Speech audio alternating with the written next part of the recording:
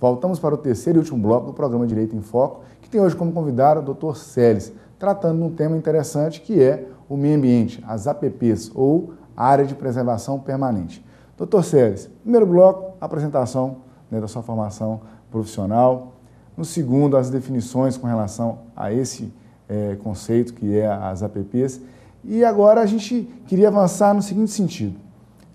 Quais foram as principais alterações nesse novo Código Florestal em relação às APPs? Sim,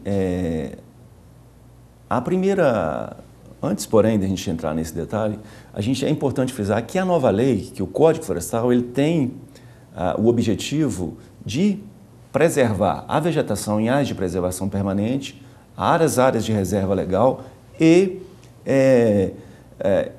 incêndios florestais e a biodiversidade do estado de Minas Gerais com relação à cobertura florestal no estado. As alterações mais significantes que a gente verifica é o seguinte: há uma controvérsia muito grande, principalmente na população, a gente sempre é questionado com relação ao seguinte: existem várias alterações importantes, muitas. A gente teria tempo para discutir aqui uns 4 dias sobre essas alterações somente nas áreas de preservação permanente. Mas o que eu vejo que há um grande desconhecimento da população com relação ao seguinte: às vezes a gente é sempre questionado com relação às áreas de preservação permanente. Muitas pessoas nos procuram e alegam. Eles chegam até a temar com a gente que ele está certo, que ouviu o William Bonner dizer no Jornal Nacional que ele pode intervir na faixa de 30 metros, que ele só tem que preservar 5 metros, ou que ele tem que preservar somente 8 metros, ou que ele tem que preservar somente 15 metros. Mentira isso. Ele tem que preservar, as áreas de preservação permanente não foram alteradas, elas permanecem com 30 metros. No nosso caso aqui, Caratinga, aqui, na margem do nosso rio Caratinga, ou os menores córregos que existem até 10 metros de largura, ele tem que preservar uma faixa. As áreas de preservação permanente instituída por lei é 30 metros numa margem e 30 metros na outra margem. As nascentes são 50 metros e assim adiante. O que se fez na alteração da lei foi o seguinte: com relação à recuperação dessas áreas, que é diferente da área de reserva legal. Reserva legal é uma faixa de terra que as propriedades têm que preservar de 20%, no nosso caso específico, que ele chega até 80% em determinada parte do país, que é a Amazônia Legal. Lá gira em torno de 20% a 80%, no nosso caso específico aqui é 20% de área. É uma faixa de áreas de vegetação nativa que tem que se preservar. As APPs são uma outra situação. É uma outra situação. São as faixas localizadas às margens de curso d'água, 30 metros de um lado e 30 metros do outro, e das nascentes, 50 metros ao raio ao seu entorno. Então, o que a nova lei fez? Pensando na pequena propriedade rural, ela falou o seguinte, que as propriedades, antes o antigo Código Florestal falava que você teria que preservar 30 metros, você teria que recuperar esses 30 metros de um lado, 30 metros do outro. Só que pensando na pequena propriedade rural, foi instituído o seguinte: as propriedades rurais com até um módulo fiscal. O módulo fiscal, dependendo do local do país, do estado, ele varia de 5 a 100 hectares. Então, a propriedade rural que tem um módulo fiscal, ele tem que preservar dentro da faixa dos 30 metros, ele tem que manter a mata ciliar de 5 metros. 5 metros de um lado, 5 metros do outro do curso d'água. Ao entorno das nascentes, 15 metros de preservação ao entorno. As propriedades rurais de 1 a 2 módulos fiscais, ele tem que preservar 8 metros. Numa faixa. Vai variando de acordo com o módulo fiscal. E de 2 a 4, ele tem que preservar 15 metros. Acima de 4 módulo fiscal, aí ele vai procurar o órgão ambiental, vai aderir ao programa de regularização ambiental e lá, dependendo do tamanho da propriedade, ele vai ser compromissado a preservar dentro da faixa de 20 a 100 hectares na faixa, dentro da área de preservação permanente.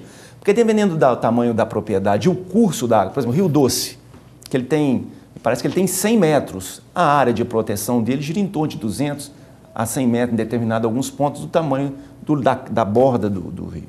Então, ele vai aderir ao programa de regularização ambiental e lá ele vai encaixar dependendo do tamanho do seu módulo fiscal, o tamanho do custo do rio, ele vai se adequar de 20 a 100 metros. Então, tem uma divergência muito grande, o pessoal sempre procura, não, mudou a lei, agora eu posso intervir em 5 metros. Não, a faixa de 30 metros continua intacta. A área de recuperação é que vai girar em torno disso. Um outro assunto interessante é que, dentro desse tema de APP, puxando um pouco também para a reserva legal, que às vezes há um entendimento, muitas pessoas pensam que se trata da mesma coisa, é o seguinte, que antes a reserva legal é a faixa de terra de averbação, de vegetação nativa que há de se preservar, você teria um trâmite muito burocrático para você. Hoje em dia, para uma empresa instalada numa propriedade rural, ou mesmo quem desenvolve atividade de café, por exemplo, na região, que precisa do licenciamento ambiental, o requisito da lei é que ele tem a reserva legal averbada na propriedade, e muitas propriedades não têm.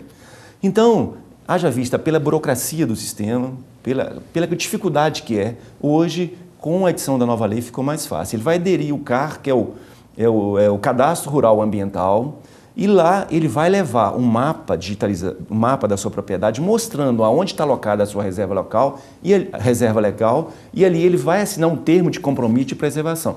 Aquele termo de compromisso, ele vai ser o passado. Vendeu a propriedade, aquele a outra pessoa, ele é obrigado a cumprir aquele termo de compromisso. Foge do cartório de registro de imóveis, que antes você teria que medir a propriedade, levar para o órgão te dava o termo, você levava para o cartório e averbava na margem da matrícula.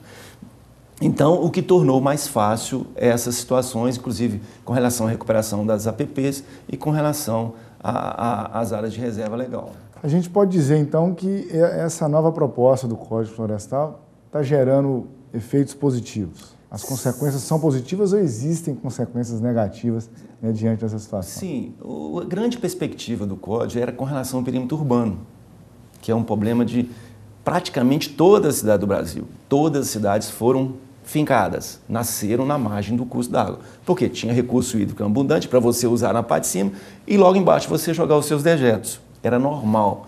Todas as populações foram fincadas próximo às margens do curso d'água. E o Código, ele ficou um pouco, ele não falou, em tese, ele falou muito pouco sobre o perímetro urbano.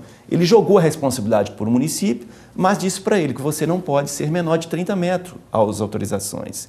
E lá na frente ele disse ainda com relação à regularização fundiária do município. Vários municípios mineiros têm que passar por regularização fundiária. Muitos não têm regularização fundiária. E no projeto de regularização fundiária, ele vai apontar. Aí a lei falou o seguinte, no projeto de regularização fundiária, ele tem que, dentro da área de 30 metros, ele tem que deixar 15 metros não edificável. Ele, em tese, vai preservar os 15 metros.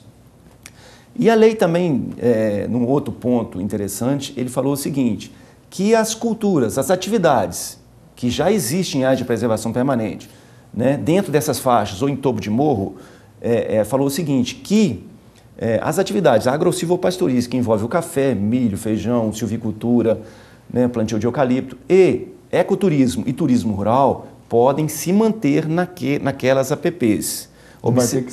Não vai ter que ser retirado. Ele vai aderir ao programa de regulação ambiental e lá ele vai ter que empregar práticas conservadoras do solo. Ele vai assinar um termo e vai manter a sua atividade ali, ele não pode expandir aquela atividade, ele não pode desmatar mais para aumentar a sua cafeicultura, ele não pode desmatar para construir um secador de café, mas ele vai manter, ele vai assinar um termo com o órgão e ele vai continuar com suas atividades aplicando práticas de conservação do solo naquele local.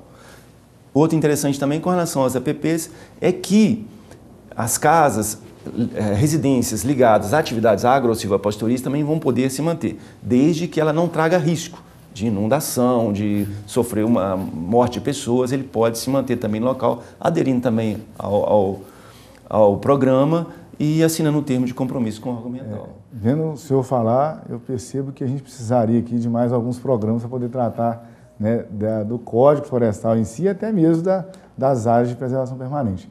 Então, eu queria aqui muito agradecer a sua presença, né, de ter, né, comparecido aqui hoje, para poder levar um pouco mais de informação sobre o meio ambiente ao nosso telespectador, à nossa sociedade, ao nosso discente. Muito obrigado mesmo pela sua presença. A gente agradece, doutor Oscar, a oportunidade e, né, é muito bom estar você poder orientar as pessoas que interessam pelo tema e dizer que a gente tá com o escritório na Avenida Olegário Maciel, número 366, sala 1, né? E qualquer pessoa que tiver alguma dúvida com relação ao tema pode nos procurar, a gente não cobra consulta para orientar lá a população. E também a gente também trabalha na parte jurídica dessas áreas, de área de preservação permanente, e também trabalhamos também na consultoria extrajudicial com relação à regularização desses empreendimentos de todos os tipos com relação a licenciamento ambiental. Muito obrigado, então. O programa Direito em Foco se despede. Até o próximo encontro.